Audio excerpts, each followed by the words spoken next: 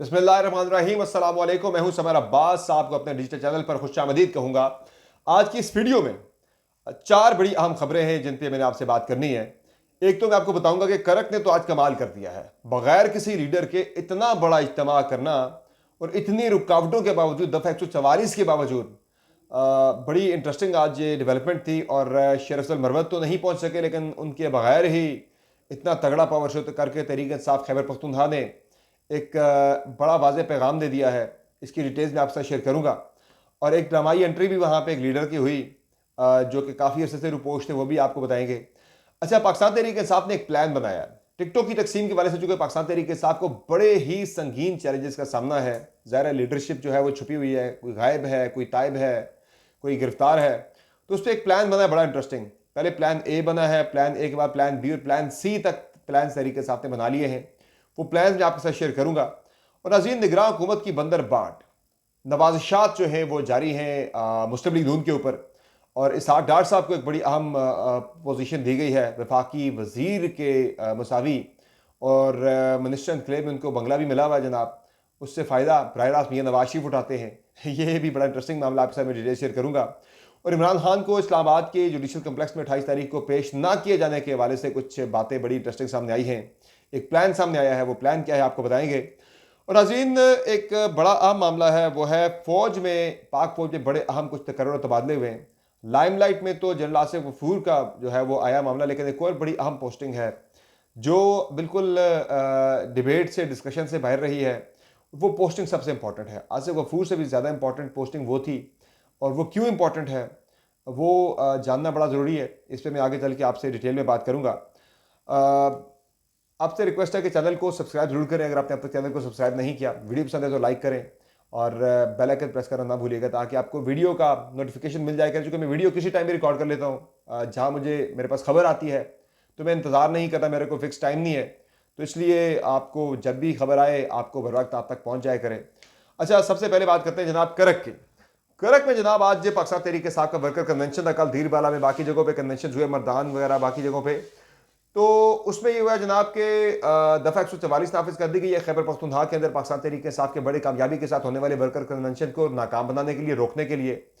और पर्चा भी दर्ज हो गया दफ़ा 144 की खिलाफ वर्जी पे। हालांकि बावजूद इसके बावजूद के इलेक्शन कमीशन ऑफ पाकिस्तान, जिसने इलेक्शन करवाना है, शफाफियत के साथ इलेक्शन कमीशन ने इलेक्शन करवाना है, उसकी जिम्मेदारी है ये। और इलेक्शन कमीशन की यह भी जिम्मेदारी है कि वो तमाम सियासी जमातों को लेवल प्लेइंग फील्ड दे, मसावी मौके दे इलेक्शन कैंपेन करने के, लोगों के सामने जाने के, अपना प्लान पेश करने के। तो उस हवाले से इलेक्शन कमीशन पे बड़े संजीदा सवाल भी उठते रहे हैं माजी में, बल्कि रिसेंटली भी उठ रहे हैं, आज भी उठ रहे हैं। इलेक्शन कमीशन ने एक खत लिखा जी। अब मुझे यह खत तो एक बज़ाहिर एक ड्रामा ही नजर आता है कि जस्ट एक ऑप्टिक था, एक ड्रामा था। अमलन इसका हकीकत से कोई ताल्लुक नहीं था, अगर होता तो हमें नजर आता। इलेक्शन कमीशन ने 2 रोज पहले खत लिखा है जनाब तमाम चारों चीफ सेक्रेटरीज को और आईजीज को, उसमें मुखातिब करके कि भाई तमाम सियासी जमातों को अपने अपने सूबों के अंदर लेवल प्लेइंग फील्ड दें। लेकिन केपी के अंदर हम देखते हैं, खैबर पख्तूनख्वा के अंदर हम देखते हैं, बाकी सूबों के अंदर तो पाकिस्तान तहरीक इंसाफ ने कोई एक्टिविटी रिसेंटली जो प्लान की थी वो तमाम उन्हें इजाजत नहीं मिली। कम अज कम इस खत के बाद तो इजाजत मिलनी चाहिए थी। खत जो है वो 2 रोज पहले लिखा गया था जुमेरात को। खत लिखे जाने के बावजूद खैबर पख्तूनख्वा के अंदर दफ़ा 144 नाफज कर दी गई पाकिस्तान तहरीक इंसाफ के वर्कर कन्वेंशन को रोकने के लिए या नाकाम बनाने के लिए। पुलिस की भारी नफरी तैनात थी। आज भी करक के वर्कर कन्वेंशन के वेन्यू के ऊपर एक छोटी सी जगह थी, लेकिन हुआ ये कि लोग इतने ज़्यादा आ गए कि पुलिस कम पड़ गई और लोगों ने तमाम रुकावटें अबूर करते हुए लोग पहुँच गए वर्कर कन्वेंशन में, करक में जो हुआ आज। और इसी असना में पाकिस्तान तहरीक इंसाफ के जो लीडर हैं आजकल, सीनियर वाइस प्रेसिडेंट हैं शेर अफजल मरवत साहब, उन्हें ये टास्क इमरान खान ने दिया हुआ है पीटीआई को दोबारा से मुतहरिक करने का। तो मरवत साहब इस्लामाबाद से निकलते टोल प्लाजे में रोक लिया जाता, आगे जाने ही नहीं दिया जाता। रास्ते में कोई कंटेनर लग गए, आगे बड़ी रुकावटें, बड़ी शदीद किस्म की रुकावटें डाल दी गई उन्हें केपी में दाखिल होने से रोकने के लिए। और इस्लामाबाद से बाहर शेर अफजल मरवत को नहीं निकलने दिया गया। यानी अब सूरत हाल ये हो गई है कि इमरान खान तो इमरान खान का एक वकील जो है वो भी इस वक्त निज़ाम के ऊपर भारी पड़ चुका हुआ है। और उसके भी मुतहम्मिल जो है वो, यानी उसका भी मुतहम्मिल सिस्टम नहीं हो पा रहा हमारा कि वो भी जाके लोगों से खिताब करे। तो शेर अफजल मरवत ने बाद में फिर टेलीफोन पर खिताब किया वर्कर कन्वेंशन के शुरा से, इस्लामाबाद से ही। शाहिद खटक जो कि पाकिस्तान तहरीक इंसाफ के साबिक एमएनए हैं, उनकी एक बड़ी हैरानकुन तौर पर बड़ी अचानक उनकी एंट्री हुई। वो भी हाइडिंग में थे, छुपे हुए थे, लेकिन आज के इस कन्वेंशन में इतनी बड़ी पब्लिक के अंदर वो भी निकल आए। जाहिर है जब इतने लोग होते हैं, इतने ज़्यादा लोग होते हैं, वो खौफ का बुत, वो पीटीआई क्लेम करती है कि खौफ का बुत तोड़कर निकल आए। जब वो निकल आए तो इतने लोगों में से किसी एक बंदे को गिरफ्तार करना फिर कोई आसान काम नहीं होता। तो शायद हटक ने देखा कि स्ट्रेंथ बहुत ज़्यादा है, वो भी आज निकल आए। तो इससे एक तो ये लगता है कि जितने ज़्यादा लोग निकलेंगे पाकिस्तान तहरीक इंसाफ के अगले जलसों के अंदर, वर्कर कन्वेंशन के अंदर, उसमें उनकी लीडरशिप का आना भी उनके लिए आसान हो जाएगा कि लोग जहाँ कहीं हाइडिंग में हैं वो इतने बड़े झूम के अंदर वो निकल के स्टेज पे आ सकते हैं। वहाँ से उन्हें गिरफ्तार करना किसी भी पुलिस वाले के लिए बड़ा मुश्किल हो सकता है कि जनाब 8-10 हज़ार के झूम में से किसी एक बंदे को जाकर गिरफ्तार करना किसी के लिए भी बड़ा मुश्किल ही नहीं बल्कि नामुमकिन बन जाता है। तो मुझे लगता है कि तहरीक इंसाफ के जो हाइडिंग में दीगर रहनुमा है वो भी आने वाले दिनों में शायद वो निकलेंगे, आप वर्कर कन्वेंशन के अंदर एटलीस्ट वो शिरकत करेंगे।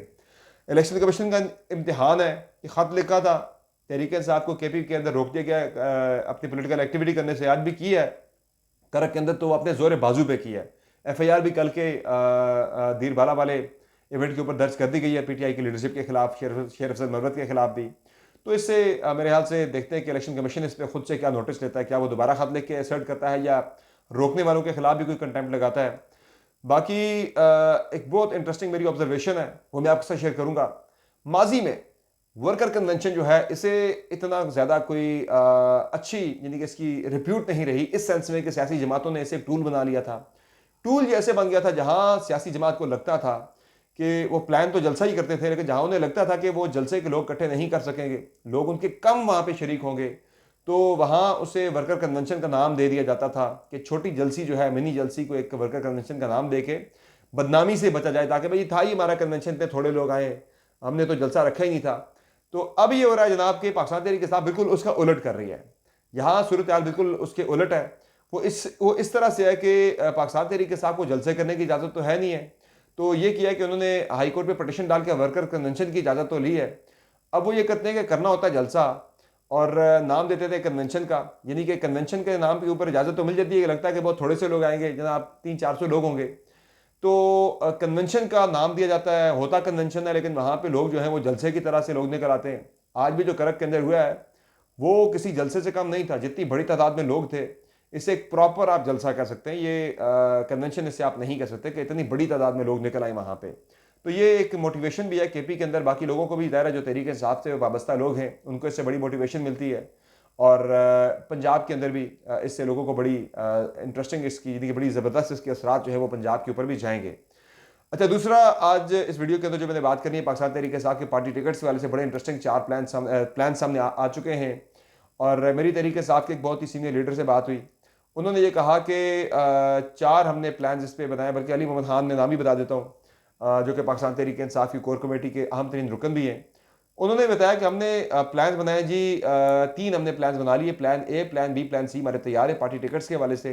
वो कहते हैं पहले तो हमारी तरजीह होगी जो हमारा कैंडिडेट नंबर 1 है हल्के के अंदर, जो हमारा सबसे मेन बंदा है उसको हम टिकट देंगे। अगर वो बंदा गिरफ्तार कर लिया जाता है या वो नहीं आ सकता सामने, तो फिर उसकी फैमिली में से उसकी बीवी को या उसके बेटे अगर बड़े हैं, इलेक्शन लड़ सकते हैं, उस एज के हैं, तो फिर उनके बेटों को टिकट दिया जाएगा या उनके किसी भाई को टिकट दिया जाएगा। प्लान सी ये है जनाब कि ये प्लान बी, प्लान ए है कि मुतलका जो कैंडिडेट था मुतलका उसी को दिया जाए जो सबसे सूटेबल कैंडिडेट है। अगर वो नहीं तो फिर उसके बाद उसकी फैमिली में से किसी को, अगर वो भी नहीं हो सकता तो फिर किसी वकील को या पार्टी के किसी दीगर यानी कि सेकंड नंबर पे जो कोई बंदा हल्के के अंदर बनता है या कोई वकील बनता है प्रेफरेबली, उसको ये टिकट दिया जाएगा। जहां हालात ज़्यादा ख़राब होंगे वहां तो हर सूरत में वकील को ही टिकट दिया जाना है। तो ये प्लान ए, प्लान बी और प्लान सी जो है वो टिकटों की तकसीम की वजह से पाकिस्तान तहरीक इंसाफ ने तैयार कर लिए हैं। अच्छा, बाकी जो इमरान खान की पेशी है जुडिशल कम्प्लेक्स के अंदर, उस पेशी के वाले से एक खबर आज द न्यूज़ पे शाया हुई है साले जाफ़र साहब की, और उन्होंने अपनी खबर के अंदर कहा है कि हुकूमत बड़ा सीरियसली कंसिडर कर रही है कि इमरान खान की अदालत पेशी जो है, इमरान खान खुद तो बड़े पुरजोश है इस पेशी के वाले से, लेकिन हुकूमत जो है वो इमरान खान को पेश ना किए जाने के वाले से उन्होंने जवाब तलाश कर ली, उन्होंने इस पर अपनी एक प्लान बना लिया है। ज़ाहिर उन्हें लगता है, उन्हें नज़र भी आ रहा है कि इमरान खान अगर निकल आता है तो पिछले अगस्त से लेकर अब तक जो है लोगों ने इमरान खान को देखा नहीं है। जो इमरान खान के चाहने वाले हैं वो एक झलक देखने के लिए भी लोग बड़े बेताब होते हैं अपने लीडर के लिए, चाहे वो इमरान खान हो या कोई भी किसी पार्टी का लीडर हो। तो लोगों के लिए एक बड़ा गोल्डन मौका, इमरान खान के लिए भी बड़ा गोल्डन मौका इसे एक पॉलिटिकल इवेंट बनाने के लिए। तो इस सारी चीज़ों को देखते हुए ये फैसला हुआ गवर्नमेंट की तरफ से कि वो इमरान खान को पेश नहीं करेंगे, और कल जो है यानी सोमवार के रोज़ इस हवाले से रिपोर्ट जो है वो पेश कर दी जाएगी अदालत के अंदर, और मंगल को जो है इस पर फैसला अदालत से ले लिया जाएगा भाई कि इमरान खान को ताकि पेश ना किया जा सके इस्लामाबाद के जुडिशल कम्प्लेक्स के अंदर। बाकी एक अहम चीज़ यानी इसमें एक इंडिकेशन हमें यहाँ से भी मिलता है कि पेश ना किए जाने के वाले से कि एक गौर करने वाली जो चीज़ है कि नैब की जो तफ्तीशी टीम है उसने भी जाके जेल के अंदर आज तफ्तीश की है। तकरीबन 2.5 घंटे आज फिर इमरान खान से जाके जो केस है 190 मिलियन पाउंड वाला या अलकादर ट्रस्ट वाला केस है उसमें 2.5 घंटा जाके अडयाला जेल के अंदर जाके तफ्तीश की है नैब के तफ्तीशकारों ने। तो उन्होंने भी जिस्मानी रिमांड जब लिया भी है तो जिस्मानी फिजिकल कस्टडी इमरान खान की नहीं ली। तो बड़ा वाज़ेह लग नहीं रहा कि पेश किया जाए, लेकिन कुछ बातें यहाँ पे हो रही हैं जो मैंने बयान ऑलरेडी कर दी हुई है कि कहते हैं कि लोग अगर पेश किया तो हाथ में हथकड़ी बख्तरबंद गाड़ी के अंदर और सर पे काला कपड़ा डाल के पेश किया जाएगा। मुझे ऐसा लगता नहीं है भाई दबे, मेरी इसमें राय बिल्कुल मुख्तलिफ है और वजह उसकी यही है कि ये तो PTI को बगैर कंपेन करने के दो ताई अक्सरियत दिलाने वाली बात होगी। अगर इस तरह की कोई तस्वीर या वीडियो इमरान खान के सामने आ जाती है तो PTI का जो वर्कर है वो बड़ा गुस्से वाला है, वो पुरजोश यानी मजीद उसको जो है वो बैलेट बॉक्स के अंदर जाके गुस्सा निकालने का मौका मिलेगा जिन लोगों ने वोट नहीं भी डालना। अच्छा, एक अहम खबर है वो है फ़ौज में तकर्रुर और तबादलों के वाले से। बड़ी इंपॉर्टेंट और बड़ी अहम तरीन फ़ौज के अंदर कुछ हुई है तकर्रुर और तबादले हुए जिनमें लेफ्टिनेंट जनरल आसिफ गफूर साहब का बड़ा डिस्कस हुआ, ऑलरेडी ये चल भी रहा है और वो प्रेसिडेंट NDU आ गए हैं कोर कमांडर कोयटा से और प्रेसिडेंट NDU जो जनरल राहत थे वो यहाँ से कोर कमांडर कोयटा लग गए हैं, सदर्न कमांड में चले गए। लेकिन एक और बड़ी अहम तरीन तकर्री है जिसके बारे से कोई भी जिक्र नहीं हुआ। तो डॉन अखबार पे आज बाकर सजाद सैयद साहब ने यह खबर शाया की और बड़ा मुझे उनका बड़ा वैलिड लगा पॉइंट, जो नुक्ता उन्होंने इसमें जो स्टोरी उन्होंने की है, जो उनका पॉइंट था वो मुझे बड़ा इंटरेस्टिंग लगा। मैंने कहा आपके सामने रख दूँ। उन्होंने ये कहा बाकर सजाद सैयद साहब ने कि फ़ौज में जो तकर्रुर तबादले हैं उसमें बज़ाहिर एक मैसेज ये सामने आया है कि जो मौजूदा पॉलिसीज़ हैं वो जारी रहेंगी आर्मी चीफ की या इस्टेब्लिशमेंट की या इदारे की। चूँकि उसमें लेफ्टिनेंट जनरल अवैस दस्तगीर साहब थे, DGMO थे, उन्हें प्रमोट करके CGS बना दिया गया है, chief of the general staff. ये आर्मी चीफ के बाद दूसरा सबसे अहम तरीन ओहदा होता है पाक फ़ौज के अंदर। और उनका जाना, चूँकि जो लेफ्टिनेंट जनरल अवैस दस्तगीर साहब हैं ये बहुत ही इन्हें एक काबिल एतमाद ऑफिसर समझा जाता है मौजूदा आर्मी चीफ का, चूँकि ये गुजरांवाला कोर के अंदर भी सर्व कर चुके हैं आसिम मुनीर साहब के साथ। तो इनका प्रमोट होना और फिर इनका यानी कि जो है CGS बनना वो एक बड़ा वाज़ेह पैगाम है कि चीज़ें जिस तरह से चल रही हैं एज़ इट इज़ पॉलिसी जो है वो इदारे की वही रहेगी। तो जिन लोगों की नज़र लगी हुई है GHQ के ऊपर, नज़रें लगाए बैठे हैं, जो लोग नज़रें जमाए बैठे हैं कि वहाँ से क्या पॉलिसीज़ आती हैं, क्योंकि बहुत सारी चीज़ें आगे होनी है, हैपनिंग्स होनी है पाकिस्तान के अंदर, पॉलिटिकल हैपनिंग्स भी हैं, दीगर हैपनिंग्स भी हैं। तो जो लोग इदारे के ऊपर नज़र लगाए बैठेंगे, इदारे की पॉलिसी क्या होगी, क्या वहाँ पे कोई शिफ्ट आएगा, कोई चेंज आएगी, तो उनके लिए खबर यह है कि इदारे की किसी किस्म की पॉलिसी के अंदर कोई चेंज नहीं आ रही। जो मौजूदा पॉलिसीज़ आज के दिन की हैं वही कल और परसों भी कंटिन्यू रहेंगी, आने वाले चंद हफ्तों या चंद महीनों के दौरान वही पॉलिसीज़ इदारे की कंटिन्यू करेंगी। अच्छा, एक जो खबर थी जिस पर मैंने बात करनी थी वो निगरान हुकूमत की है कि नवाज शरीफ साहब को एक बड़ा फ़ायदा दिया गया है इनडायरेक्टली। इसहाक डार साहब को कायद-ए-ईवान बना दिया गया है। कायद-ए-ईवान सेनेट के अंदर, कायद-ए-ईवान जो होता है बेसिकली वज़ीर आज़म के लिए ये ओहदा इस्तेमाल होता है, वर्ड इस्तेमाल होता है कि कौमी असम्बली के अंदर जो कायद-ए-ईवान होता है वो वज़ीर आज़म होता है और सेनेट के अंदर जो कायद-ए-ईवान होता है वो वज़ीर आज़म का नॉमिनी होता है। मौजूदा हुकूमत गवर्नमेंट ऑफ द डे का नॉमिनी होता है, कायद-ए-ईवान उसे कहा जाता है। वो प्राइम मिनिस्टर को रिप्रेजेंट करता है सेनेट के अंदर। तो यानी गवर्नमेंट को वो रिप्रेजेंट कर रहा होता है, वहाँ पे एक प्रिंसिपल रिप्रेजेंटेटिव होता है गवर्नमेंट का जो कायद-ए-ईवान होता है। तो मौजूदा हुकूमत तो नून लीग की नहीं है, केयरटेकर हुकूमत है, लेकिन कायद-ए-ईवान कौन बन गया? इसहाक डार साहब। अब ये इसमें लोग ये भी सवाल करते हैं किसी न किसी को तो बनना था, लेकिन इसहाक डार ही क्यों? इसहाक डार को जनाब जो दिया गया कायद-ए-ईवान का ओहदा, कायद-ए-ईवान का जो ओहदा है ये वफाकी वज़ीर के बराबर इसकी मरात होती है। वफाकी वज़ीर को चूँकि मिनिस्टर एनक्लेव में घर मिलता है, तो इसहाक डार साहब को भी आजकल मिनिस्टर एनक्लेव में घर मिला हुआ है, जिसमें कौन काम करता है कि आपको याद है ना, मियाँ नवाज शरीफ साहब मरी जाते हैं पेशी से पहले, मरी से आते हैं सीधे इस्लामाबाद, मिनिस्टर एनक्लेव के अंदर जाके ठहरते हैं इसहाक डार साहब के घर के ऊपर। अभी तक उनकी सज़ा जो है वो बरकरार है अदालतों के अंदर, अभी तक वो सज़ा याफ्ता ही हैं, सिर्फ बेल पर हैं। तो सज़ा याफ्ता बंदा आके इस्लामाबाद के अंदर मिनिस्टर एनक्लेव के अंदर जहाँ हुकूमती रिप्रेजेंटेटिव्स या मिनिस्टर्स ने रहना होता है वो आके रहते हैं। तो इसमें सहूलतकारी कौन कर रहा है आप सबको नज़र आ गया है। बाकी इस पर पीपल्स पार्टी बड़ा एतराज़ कर रही है कि भाई इसहाक डार को नहीं होना चाहिए था। ये तो नज़र आ रहा है जनाब, जो टिल्ट की हम बात कर रहे हैं कि निगरान हुकूमत जो है उसका टिल्ट बहुत ज़्यादा नून लीग की तरफ है। तो बड़ा आसान होता है, आप हुकूमत के अंदर ऐसा करें, पीपल्स पार्टी वालों के करीब 21 से करीब उनके सेनेटर्स हैं, आप अपनी हिमायत वापस ले लें सागडार से और किसी और को आप वहाँ पे नॉमिनेट कर दें कि कायदेवान, यानी कि आप उनके खिलाफ अदम एतमाद करें, भाई हम तो नहीं मानते इसको कायदेवान, तो आप कर सकते हैं ऐसा। लेकिन पीपल्स पार्टी भी जो है इस पर ज़्यादा बोल नहीं रही, चुके सलीम मानवी वाला साहब को चीफ बना दिया गया है सेनेट के अंदर। तो ये सारी जनाब आज की इंपॉर्टेंट हैपनिंग्स हैं। अगली वीडियो के अंदर बहुत इंटरेस्टिंग कुछ डिटेल्स मैंने आपके साथ शेयर करनी है।